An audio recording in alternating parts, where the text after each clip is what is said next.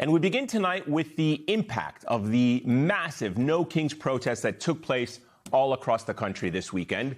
You can see here just some of the events that organizers reported thousands of protesters took to the streets across all 50 states.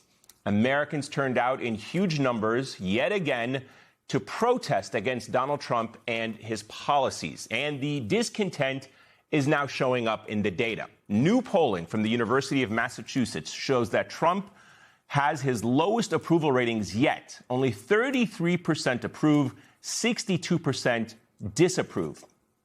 Conservative podcaster Megyn Kelly calling the poll numbers a, quote, 5-alarm fire for Republicans' chances in the upcoming November midterms. Now, this as Trump doubles down on one of his most unpopular policies, his war of choice in Iran.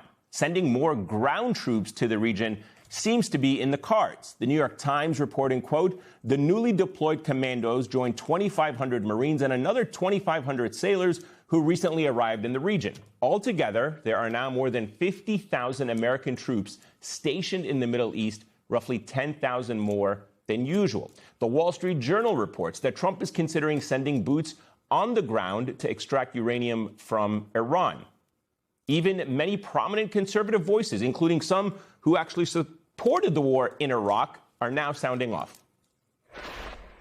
I counseled as loud as possible against doing this in the first place. As this thing goes south, we need to know exactly who talked him into it and what representations were made to convince the president that this was a good idea. I don't share the optimism of the administration that there's going to be a peaceful stop to this. I don't even have to agree with you on it. Just please do this. Don't nation build. I don't think there's a will for a ground conflict between America and Iran. I know a lot of Republicans don't support that. Get the hell out of there. That's all we have tolerance for. That's all that will work. Again, just to remind you, those are Republicans and conservative media voices that you were just listening to, and echoing the message from protesters carrying anti-war signs, demanding an immediate end to military action in the region and accountability for Trump and those who enabled him. Other rally-goers, well, they were holding signs calling out to abolish ICE, to fund health care and education, and over reminding Trump that there will be no kings here in these United States. Now, organizers estimated that there were over 8 million participants nationwide, and that would be the largest No Kings rally yet. There's no money for SNAP. SNAP is running out. There's no money. There's no more pantries. There's no more food resources. But we can fund a war. The thing that pisses me off the most every day is the people that I elected are not taking a stand. They're not being outraged with us. They're not holding the line. They're not doing their job to save democracy. The reason that you see so many people out on the streets today is because when we are bombing Iran, when Israel is bombing Lebanon, they understand that that comes from the same place as ICE arresting and killing people in the streets. I've been a MAGA supporter from the very beginning. I believed in him. I thought that he would end wars, like he said in his campaign. He said he wouldn't start wars. He said he'd bring peace to the Middle East. Now look at us. We're further from peace and closer to catastrophe than ever before. I feel so betrayed. I feel so betrayed. And even some of Trump's own voters, as you heard that gentleman there saying, are taking to the streets, talking about his catastrophic tenure.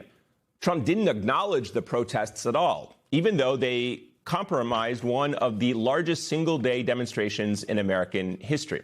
Instead, as millions accused Trump of being out of touch, he boasted about the fancy columns on his new $400 million White House ballroom. Watch. I think it'll be the finest ballroom of its kind anywhere in the world. This is a view of the columns as they are going to be made. They're going to be hand-carved, and they're beautiful. Top of the line, they'll be Corinthian, which is considered the best, most beautiful by far.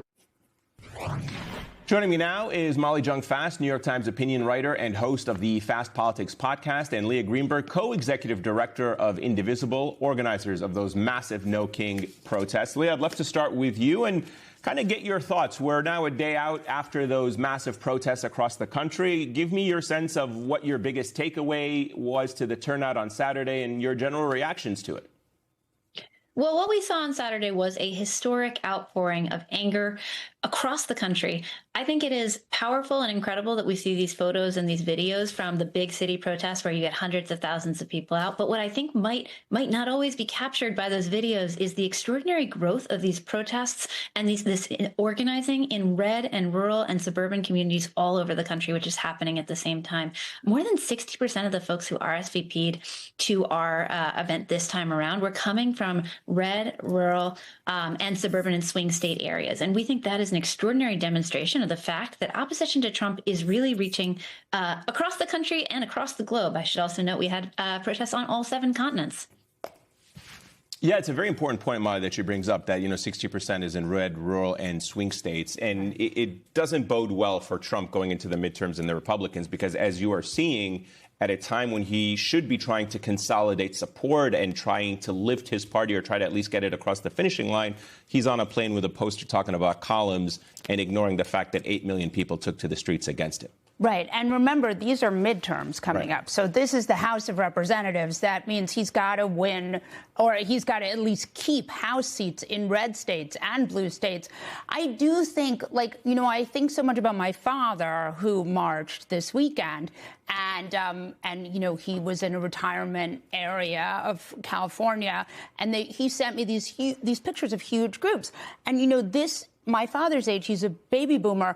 This group cut their teeth as anti-war protesters during a very different war, the Vietnam War. And so they are as galvanized as ever. And there's nothing that's going to get them more galvanized than the possibility of boots on the ground for a war that no one has explained to them why it's happening or what even success with it would look like. Leah, you brought up the fact that, there were protesters in red states, and I kind of want to drill down on that a little bit. Let me play for you just a few more sound bites from states and cities that historically have been red, even in recent years. Take a listen to what they said. He creeps me out that he is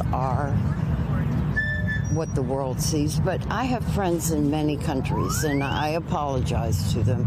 And they say, we know. We just have to get through this, not give up, and fight for our country. I'm Todd Hartness, and I'm out here because of my grandchildren.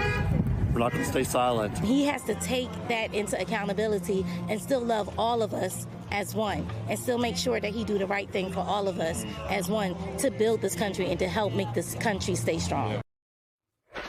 So, Leah, when you hear those protesters, in different parts of the country, in red states or red cities, if you will, do you find that there is a single animating reason or animating ideology in some of these red and rural areas to these protests against Donald Trump and his policies?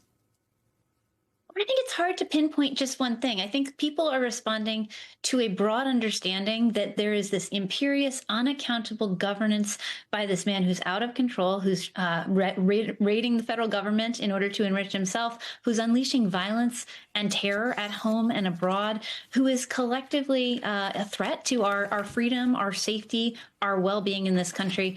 People will talk about the DOJ cuts as an early radicalizer, about the ways that those hurt veterans. They will talk about masked secret police coming in and taking their neighbors. They will talk about why are we in an illegal catastrophic war where we're spending money that should go to healthcare and education to bomb Iranian schoolgirls. All of those things fuse together into the sense that the government is not representing people. And that is the core sentiment at the heart of No Kings.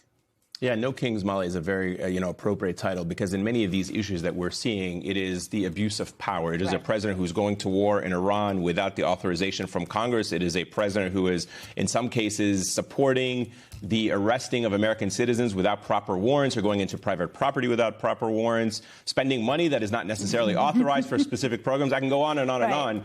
And so in so many ways, No Kings is a very appropriate title for these protests. Yeah. It all comes back to this abuse of power. And remember, this is all by design, right? Project 2025, and a unitary executive theory, a president with extra, with powers that were beyond the presidency, a DOJ that has, is essentially an arm of the Trump campaign. I mean, this was all, in the plan, the Heritage Foundation plan. And so what I think hurts him the most in a weird way is that he sort of leans into a lot of the autocratic tropes. He's got the banners. He loves strongmen. Right. Yeah. He's got the banners with his face on federal buildings. He wants to sign, he's going to sign currency, and he wants to have his face on money. I mean, these are things we have never done in this country. And I think that when you see the protesters, he's sort of leaning into the worst aspects of authoritarian, this sort of North Korea style stuff. And I don't think when you have him on the plane pointing to the columns, I just think that visual is not going to serve the Republican Party in the midterms. Yeah, it's a very important point. So going into the midterms, Leah, how does what has happened over this weekend, 8 million strong, and over the past several months of sustained protest translate into political action among the voters who don't want Donald Trump or the Republicans to continue down this path? Well, that's a great question, because every No Kings rally or protest, it is that day of, it is that mass show of defiance, but it is also a massive recruitment and absorption event. The people who are putting on these events, they are organizing their communities day in, day out. They are doing mutual aid, they are doing immigrant defense, they are doing advocacy, and they are doing electoral organizing and voter registration. And so when people show up to a protest around the country, a lot of times what they're meeting is folks in their community who will get them engaged, whether that is organizing a food drive or whether that is going and knocking on doors and talking to voters. What we know is that mass protests like this have a measurable and significant effect on voter turnout in following elections. We've seen that with the Tea Party. We've seen that with the Women's March. We are very much expecting that, in much the same way that a massive protest in October was shortly followed by one of the most historically successful elections for Democrats in history in November, we are expecting that same effect to be playing out in the midterms.